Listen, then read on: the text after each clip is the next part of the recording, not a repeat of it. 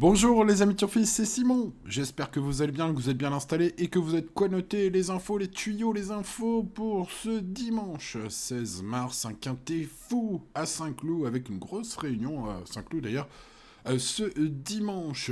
Bon, ce quintet se dispute sur 2400 mètres, il va y avoir du sport, 16 partants, les amis turfistes, un handicap extrêmement ouvert, il va falloir trouver les bons. Mais en tout cas, une chose est sûre, c'est que si on trouve les bons, ça va payer. Hein. Bon, alors, le plus difficile reste à venir, choisir les bons. Mais voilà, on s'y attelle. Beaucoup d'infos à vous donner, alors on va pas niaiser, on met le petit pouce et c'est parti avec l'étude des partants tout d'abord, et on verra bien sûr au fur et à mesure de cette étude les tuyaux, et puis on fera un petit récapitulatif avec mon prono à la fin. Tu connais.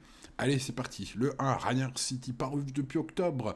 Il a gagné son quintet en août devant Ditching Ranger, le numéro 10, qu'on retrouve aujourd'hui avec le numéro 10. Ensuite, ça s'est plutôt mal passé fin d'année 2024. Hein, il a un peu baissé pavillon. Peut-être a-t-il demandé à souffler. Bon, il fait une grande rentrée. J'ai senti Alain Couetil quand même très positif pour ce dimanche avec ce numéro 1. On va s'en méfier d'entrée de jeu parce que ce fils de City Light possède de la qualité. Il peut prendre une place d'entrée de jeu à très belle cote. Le numéro 2, Morsan, est un cheval recommandable et recommandé tout l'hiver dans les pistes lourdes. Bon, là, normalement, ça devrait quand même pas mal sécher. Hein. Météo de samedi et dimanche, pour une météo clémente, nous indique que peut-être il n'aura pas son terrain. Enfin, en tout cas, normalement. Bon, voilà. Alors après, il a fait un score parfait à Cagnes, 5 sur 5. C'était beau. Maintenant, dans les 5. Mais bon, il est du coup en 38 de valeur désormais, donc il a beaucoup moins de marge et il n'aura pas forcément son terrain. Bon alors, sauf si il pleut incroyablement, voilà, je ne vais pas le garder. On passe au numéro 3, Motion. Motion qui est un cheval de 5 ans qui n'a couru que 3 fois dans sa carrière. Alors il est vraiment très difficile à situer. Le handicapeur lui a collé une valeur 37 suite à sa belle victoire dans un maiden PSF à Chantilly. Bon, c'est beaucoup, mais c'est vrai que c'est toujours significatif, un handicapeur comme ça. Alors j'ai regardé dans les lignes, c'est vrai qu'il a devancé un cheval en 36 de valeur, avec une valeur 36 de valeur assez établie depuis quelques temps. Donc du coup, le handicapeur, vu que Motion l'a battu, il lui a collé un 37 qui me paraît quand même très haut pour un cheval peu expérimenté dans un tel lot et sur gazon. Voilà, je vais pas le garder parce que l'avant-dernière fois, il avait été battu assez nettement par Royaumont, qu'on retrouve aujourd'hui. Donc voilà pourquoi. Et puis au niveau du poids, du coup, il se retrouve pas très bien placé. Hein. Bon, le numéro 4, Chelsea du Nignan, est une jument très qualiteuse, très régulière dans sa carrière. C'est assez joli à voir, ça fait plaisir à voir. Alors pour l'heure, je ne l'ai pas retenu dans mon prono, mais je ne vais pas oublier de regarder son canter pour voir son état de forme au moment de faire sa grande rentrée aujourd'hui. Euh, voilà, j'aurais préféré également un terrain peut-être plus lourd pour Chelsea d'Union. Bon, c'est une affaire d'impression. Passons au numéro 5, Royaumont, avec Christiane Desmurancel. Royaumont, rappelez-vous, il a gagné un quintet à Bordeaux il y a presque un an, en bonne forme ces derniers temps. Il aligne des bonnes places, il est désormais en valeur 35,5, ce qui en fait un petit outsider très intéressant à surveiller de très près, à mon avis, ce 5. Le numéro 6, Il Capo. Il Capo, c'est très bien, en gros progrès, depuis qu'il est castré. Il est revenu en piste, il a gagné facilement. Il a confirmé ensuite en regagnant facilement. Alors certes, au final, avec ses 2 victoires, il est lourdement pénalisé au poids, mais ses limites sont inconnues. J'ai remarqué une certaine confiance de son entraîneur Rémi Fradet dans la presse.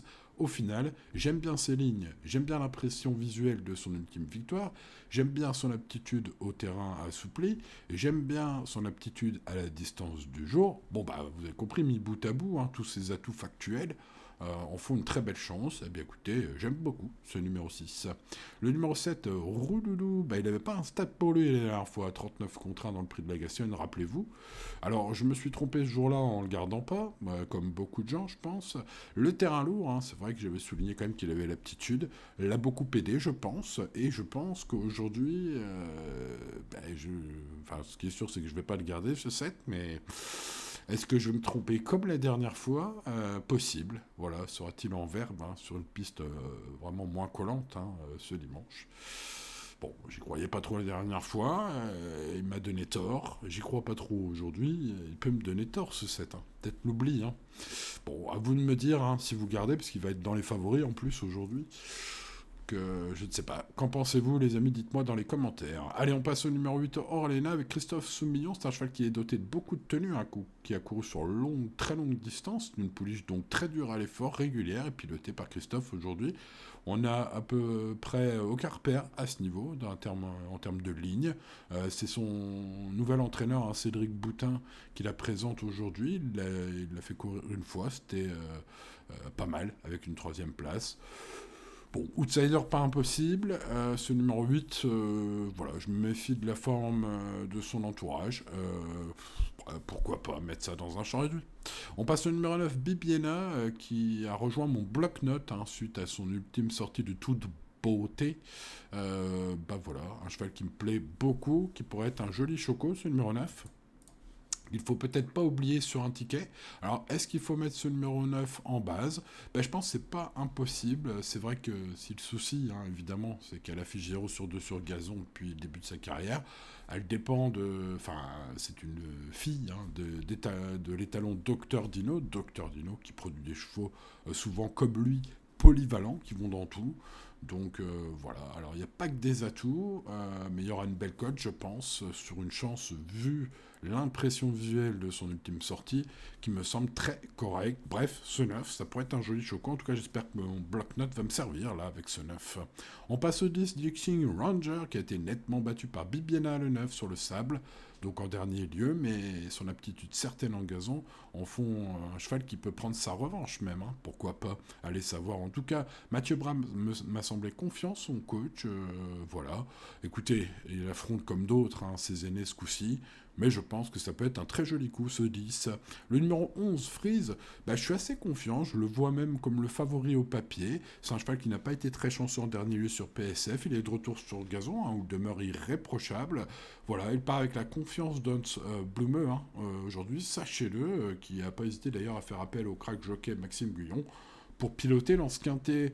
Voilà, le retour sur les pistes en l'herbe hein, de ce fils de Toronado pourrait bien se transformer en coup de maître. Ce 11, je garde très haut. On passe au 12, Pot. Ultra régulier en 2024, Pot. Il a fait une rentrée assez fâcheuse. Il n'a pas fait une rentrée, pardon, il fait une rentrée, et ce qui est fâcheux, bah oui, c'est que c'est un cheval qui a été malade cet hiver. Voilà, un cheval super régulier, compétitif en théorie pour les places à ce niveau en tout cas. Voilà, bah écoutez ce qu'on fait, hein, on va regarder le Canter, hein, tout simplement, on verra dans quel état il est après sa maladie. Mais bon, avant-coup comme ça, je suis un peu dans le doute. Bon. Ah oui, dernière chose à noter, Monsieur Blum, son entraîneur, préfère le 11 à ce 12, son autre pensionnaire. Voilà, pour info. Info vue sur Equidia. Voilà, allez, on va y arriver avec ce 12. On passe au 13, Xing Chang. Alors, Tupe Chang qui a montré dans le sud qu'il sait finir ses courses aujourd'hui. Passe un test, hein. C'est plus long que d'habitude. Le niveau est plus relevé que d'habitude, mais il compte quelques atouts. Par exemple, sa régularité, une bonne corde de départ, la montre d'Alexis Pouchin. Voilà, pourquoi pas une place. Je pense que je vais le mettre dans mes champs réduits, ce 13, pas plus haut.